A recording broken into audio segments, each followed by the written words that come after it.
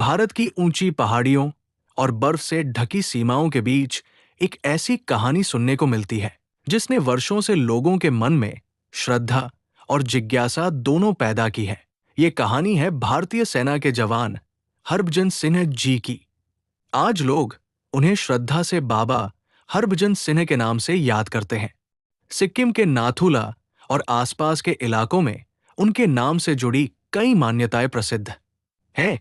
लेकिन इस कहानी की शुरुआत किसी रहस्यमयी घटना से नहीं, बल्कि एक साधारण सैनिक के जीवन से होती है। हरभजन सिंह जी का जन्म पंजाब के कपूरथला जिले के एक गांव में हुआ था। उनका परिवार साधारण था और बचपन भी सामान्य परिस्थितियों में बीता। लेकिन बचपन से ही उनके अंदर मेहनत, अनुशासन और देश के लिए कुछ करने की भावना बताई जाती है। समय बीतता गया और हरभजन सिंह बड़े होते गए। देश की सेवा करने का सपना उनके मन में मजबूत होता गया। आखिरकार उन्होंने भारतीय सेना में भर्ती होकर अपने इस सपने को पूरा किया। वर्दी पहनना उनके लिए सिर्फ नौकरी नहीं थी, ये उनके लिए देश की जिम्मेदारी थी। सेना में आने के बाद उनका जीवन पूरी तरह बदल गया। कठिन प्रशिक्षण, अनुशासन, लंबी ड्यूटी और कठिन परिस्थितियां, इन सब का सामना करते हुए वे अपने कर्तव्य की ओर आगे बढ़ते रहे।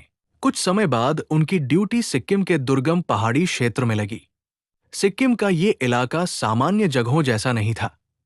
ऊंचे पहाड़, कड़ाके की ठंड, बर्फीली हवाएं और कठिन रास्ते सैनिकों के लिए बड़ी चुनौती होते हैं। लेकिन एक सैनिक के लिए मुश्किल परिस्थितियां उसके कर्तव्य को नहीं रोकती।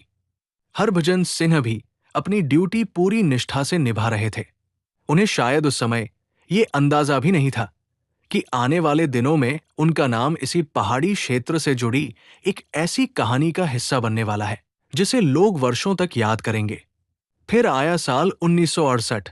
हरभजन सिंह उस समय सिक्किम क्षेत्र में तैनात थे।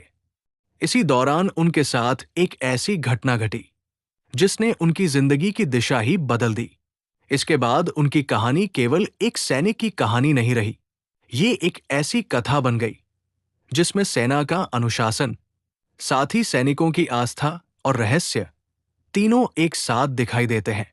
लेकिन आखिर उस दिन हुआ क्या था? हरभजन सिन्हा के साथ ऐसी कौन सी घटना हुई जिसके बाद सैनिकों के बीच उनका नाम अलग ही सम्मान के साथ लिया जाने लगा? और कैसे एक साधारण जवान को लोग श्रद्धा से बाबा कहने लगे?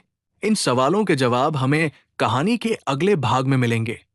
ये थी बाबा हरभजन सिंह जी की कहानी की शुरुआत। अगले भाग में हरभजन सिंह की सिक्किम में तैनाती और वो कठिन जिम्मेदारी जिसने उन्हें एक बेहद चुनौतीपूर्ण इलाके तक पहुंचा दिया। नेक्स्ट पार्ट देखने के लिए चैनल को सब्सक्राइब करें।